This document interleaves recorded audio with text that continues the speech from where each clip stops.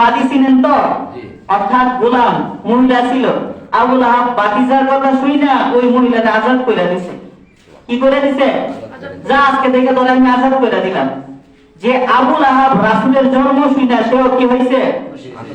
আনন্দ হয়েছে না? আনন্দ হয়েছে, খুশি হয়েছে। খুশির ঠেলায় তার বাড়িতে কি করে দিছে? আজাদ করে দিছে। এখন কিন্তু সে কি রাসূলের সিরাত কি মানছে? কি বলেন? রাসূলের মিলাদ সে মানছে? মানছে না? রাসূলের মিলাদ মানছে না?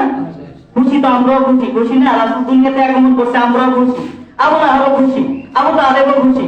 কিন্তু আবু লাহাব কি রাসূলের সিরাতটাকে মানছে? কি বলেন? মানছে? রাসূল তো দাওয়াত দিছে সর্বপ্রথম কোথায়?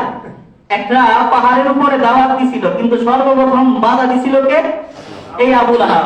কি দিছিল? সেই সর্বপ্রথম বাধা দিছিল। সবাই চুপ ছিল, ওর কথার কারণে অন্যরা সুযোগ পাইছে। আর ও ছিল কি রাসূলের চাচা, আর বিরোধিতা করছে কে? এই সর্বপ্রথম কি করছে? রাসূলের বিরোধিতা করছে। তার কারণে আল্লাহ তাআলা সূরা লাহাব নামে একটা সূরা কোরআনের মধ্যে আল্লাহ তাআলা কি করছে? নাযিল করছে।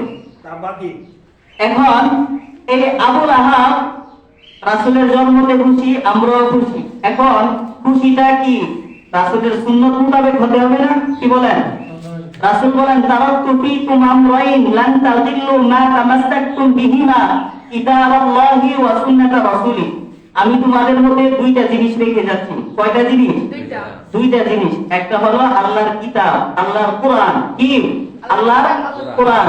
আর একটা হলো আমার সুন্নাত, আমার হাদিস, আমার সুন্নাত হাদিস।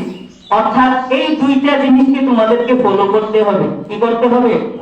কোরআন আর সুন্নাতকে, রাসূলের কোরআন সুন্নাহকে আমাদেরকে কি করতে হবে?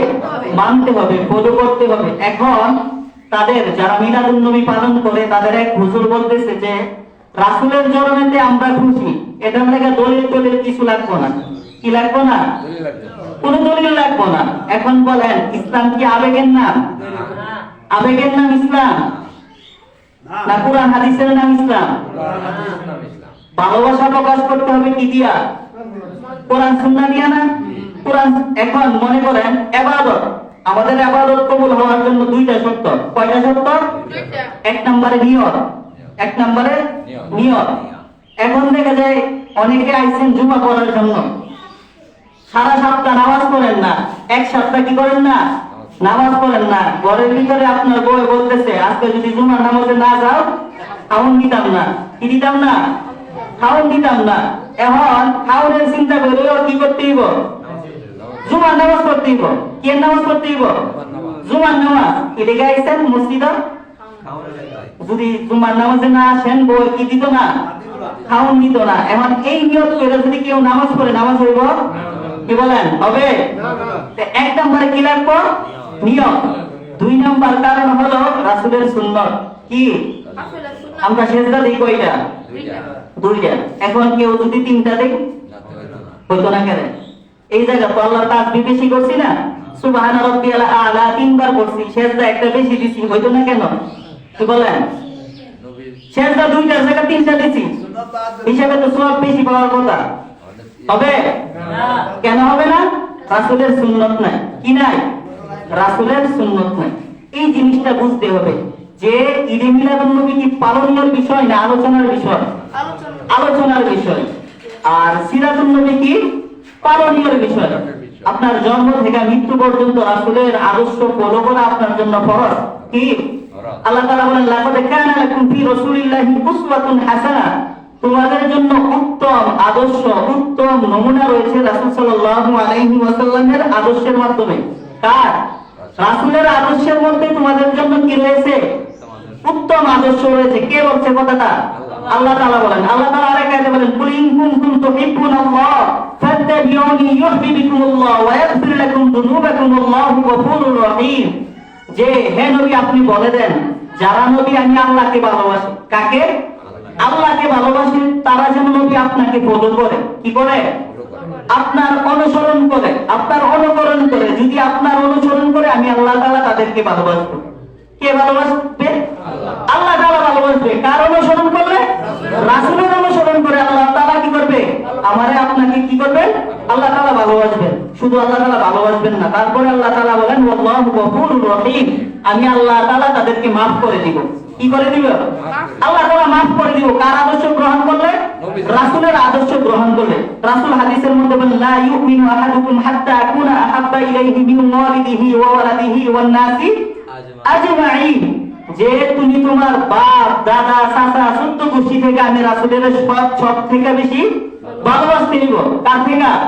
সব থেকে বেশি ভালোবাসতে হবে। এখন যে হুজুর বলতেছে যে রাসূলের ভালোবাসতে কোরআন হাদিস লাগবে না, এটার নাম কি? আবেগ। এটার নাম কি? আবেগ দিয়ে কি ইসলাম চলে? কি বলেন? আবেগ দিয়ে ইসলাম চলে? রাসূল আরেক হাদিসের মধ্যে বলেন কুল্লু উম্মতি ইয়াদখুলুনাল জান্নাহ ইল্লা মান আবা, কিলা ওয়া মান আবা, ক্বালা মান আতাআনি দাখালাল জান্নাহ ওয়া মান আসানি ফাকাদ আবা। রাসূল এই হাদিসের মধ্যে বলে আমার সমস্ত উম্মত জান্নাতে যাবে, তারা ব্যতীত। তারা ব্যতীত? তখন সাহাবা কেরাম জিজ্ঞাসা করলো রাসূল সব উম্মত জান্নাতে যাবে, তারা ব্যতীত? তারা কে? তখন রাসূল বলে যারা আমার আদর্শ গ্রহণ করছে তারা জান্নাতে যাবে, আর যারা আমার আদর্শ গ্রহণ করে নাই তারা কোথায় যাবে? জাহান্নামে যাবে। এখন আমাদের বাংলাদেশে আফসোস লাগে যারা মিলাদুন নবী পালন করতেছে। কি করতেছে? আসলে কি মিলাদুন নবী পালনের বিষয়? আলোচনার বিষয়। কিন্তু দেখেন ঈদ কয়টা? দুইটা। ঈদ কয়টা? শরীয়তের ঈদ দুইটা, আর জনগণের ঈদ অনেকগুলি। কয়টা? অনেকগুলি। তো ওই দুইটা ঈদ যে রাসূল সাল্লাল্লাহু আলাইহি ওয়াসাল্লাম মক্কা থেকে যখন মদিনায় গেলেন, কোথায় গেলেন? মদিনায় গেলেন, তখন মদিনাবাসীরা তারা দুইটা দিন আনন্দ করত। কি করত? ওই দুই দিনে তারা খেলাধুলা আনন্দ ফুর্তি করত। তো রাসূল সাল্লাল্লাহু আলাইহি ওয়াসাল্লাম তাদেরকে গিয়ে বলল আল্লাহ তাআলা তোমাদেরকে শ্রেষ্ঠ দুইটা দিন দিয়েছে। কয়টা দিন? দুইটা দিন দিয়েছে। একটা হলো ঈদুল ফিতর আর একটা হলো ঈদুল আযহা। আল্লাহ রাসূল সাল্লাল্লাহু আলাইহি ওয়াসাল্লাম আবু বকর রাদিয়াল্লাহু তাআলা আনহু এবং ওমর রাদিয়াল্লাহু তাআলা আনহুরে নিয়ে ঈদের নামাজ পড়তেন। খুতবার আগে। কিসের আগে? খুতবার আগে ঈদের নামাজ পড়তেন। ঈদের নামাজের পর কি করতেন? খুতবা দিতেন।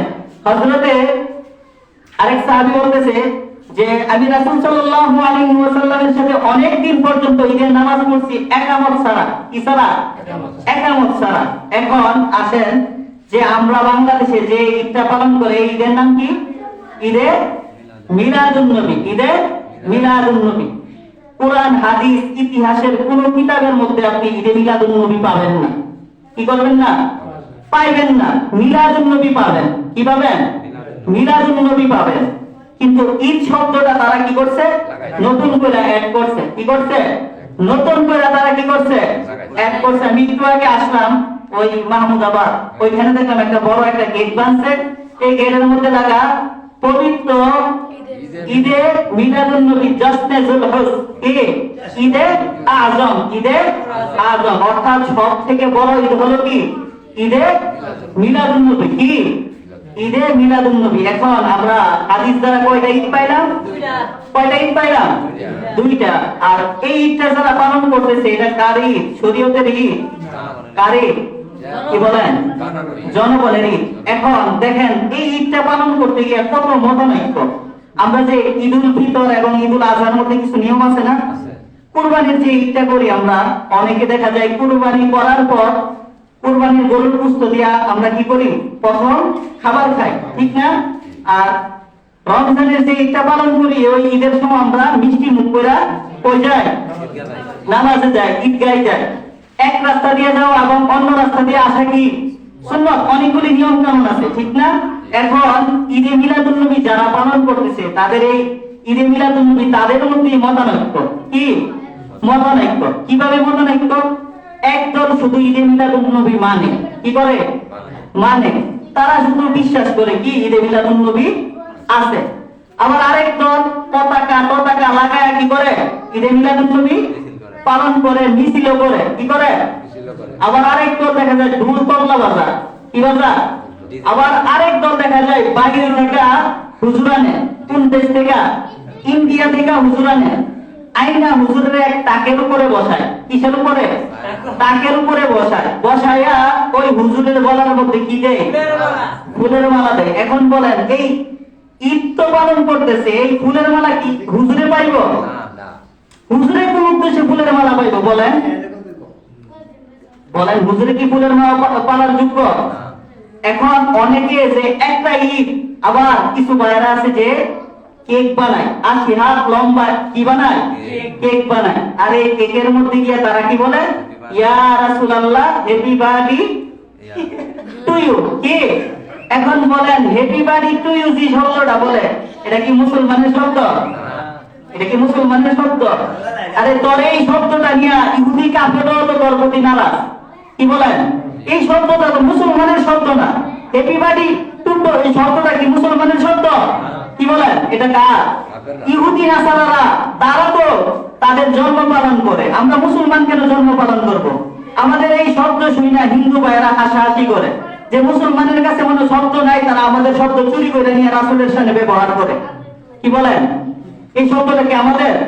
কত শব্দ আছে, যদি না পাস আমাদের কাছে আস, আহলান সাহলান ইয়া রাসূলুল্লাহ বল।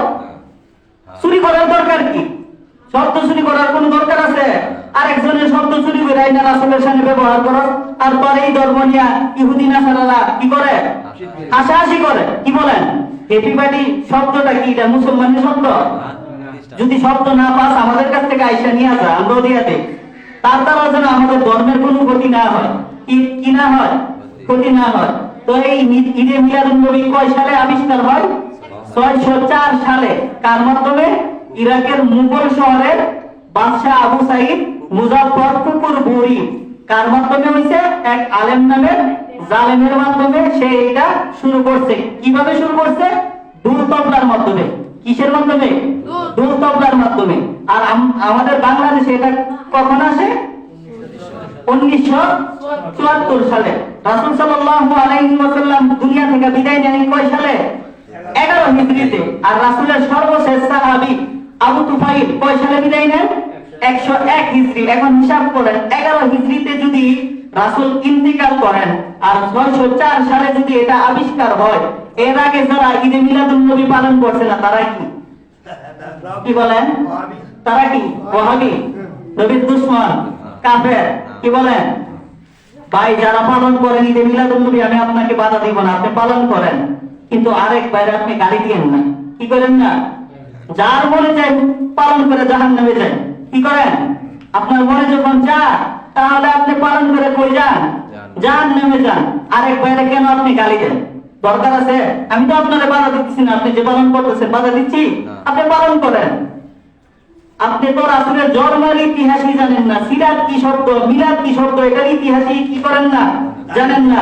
রাসূল সাল্লাল্লাহু আলাইহি ওয়াসাল্লামের বিবি হযরত আয়েশা রাদিয়াল্লাহু তাআলা আনহা বলেন, মা আহদাসা ফি আমরিনা হাযা মা লাইসা মিনহু ফাহুয়া রাদ্দুন।